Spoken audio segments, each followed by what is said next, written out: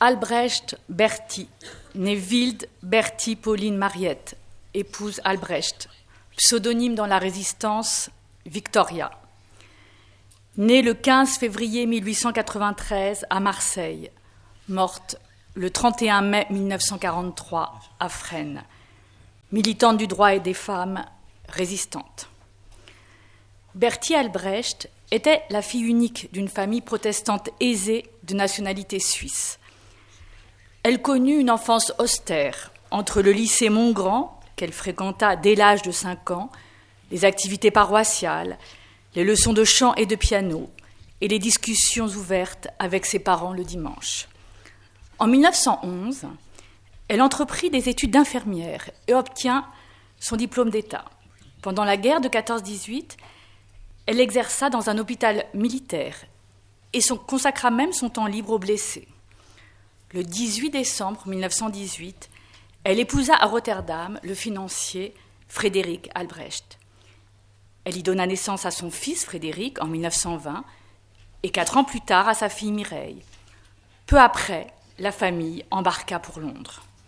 Là, elle suivit les conférences de Sylvia Pankhurst, directrice de l'Union sociale et politique des femmes, qui venait de créer la Fédération ouvrière, et rencontra des intellectuels de gauche, Bertrand Russell, Herbert George Wells, Bernard Shaw. En 1931, Berti Albrecht s'installa à Paris avec ses enfants. Leur père continua de pourvoir à leurs besoins. Elle travailla à la Ligue des droits de l'homme et aux Amis de l'URSS avec Maria Brown et Maria Rabaté. En 1933, elle fonda une revue, Le Problème sexuel, qui défendait le droit des femmes à la contraception et à l'avortement libre. Victor Bach, militant des droits de l'homme, et le docteur Jean d'Alsace faisaient partie du comité de rédaction. Le premier numéro proposa la protection sociale de la maternité et l'institution de l'éducation sexuelle. La revue dura jusqu'en 1935. Elle s'occupa également des réfugiés allemands fuyant le nazisme, juifs et opposants politiques, puis des Espagnols républicains exilés en France.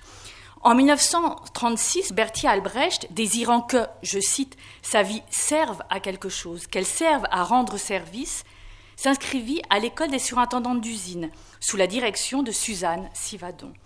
En 1938, elle fut affectée aux usines Barbier-Bernard et Turenne, fabrique d'instruments d'optique pour la marine. Après l'armistice de juin 1940, Berti Albrecht entra aux usines Fulmen de Vierzon et profita de cette situation, dès l'été 1940, pour faire passer la ligne de démarcation à des prisonniers évadés. En novembre 1940, elle commença à dactylographier les premiers bulletins de propagande du mouvement Les Petites Ailes, créé par Henri Freinet, qu'elle connaissait depuis 1934.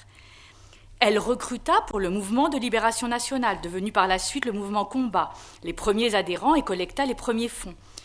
En 1941, en mai, elle emménagea à Lyon, étant chargée de mission par le ministère de la Production industrielle et du Travail pour l'ensemble des problèmes de chômage féminin dans le Lyonnais. Parallèlement, elle découvrit à Villeurbanne, où se trouvaient les locaux du commissariat au chômage, le premier imprimeur qui tira le journal Les Petites Ailes à 2000 ou 3000 exemplaires, puis le journal Vérité à partir de septembre 1941.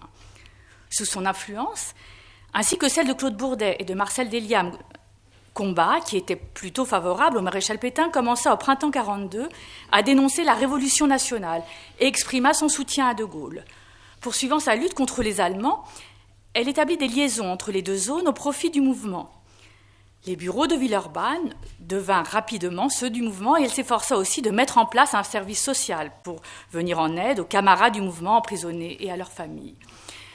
Les allées et venues dans les bureaux du commissariat au chômage attirèrent l'attention de la police qui interpella Berti Albrecht une première fois à la mi-janvier 1942. Relâchée au bout de 3 jours, elle fut rapidement contrainte à la démission. Arrêtée une nouvelle fois à son domicile fin avril 1942, elle fut internée administrativement à Vals-les-Bains en mai. Elle exigea d'être jugée. Devant le refus des autorités, elle fit une grève de la faim pendant 13 jours avec quelques-uns de ses codétenus. Elle obtint alors d'être transférée à la prison Saint-Joseph à Lyon et fut finalement jugée et condamnée à 6 mois de prison ferme. L'invasion par les Allemands de la zone sud, le 11 novembre 1942, risquait de compliquer l'avenir des prisonniers politiques et résistants. elle décida alors de simuler la folie.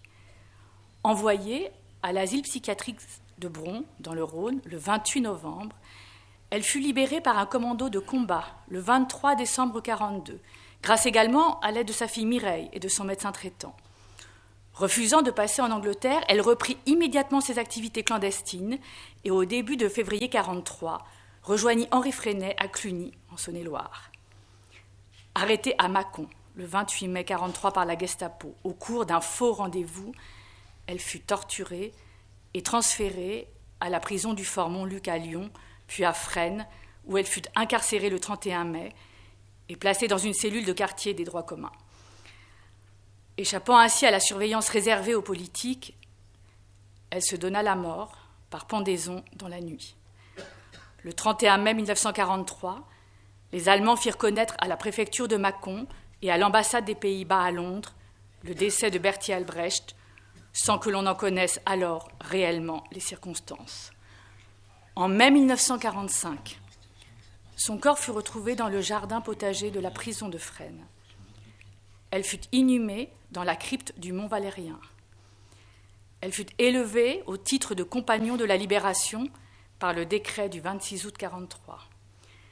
Elle est aussi titulaire de la médaille militaire, de la croix de guerre avec palme et de la médaille de la Résistance avec rosette. À Paris, face à Bercy, un monument rappelle sa vie héroïque. À Marseille, une plaque commémorative rappelle son passage au lycée Montgrand et un square contigu à la maison de son enfance, 140 rue Sainte, lui est dédié. Désormais, de nombreuses villes, rues et maisons de la culture portent son nom.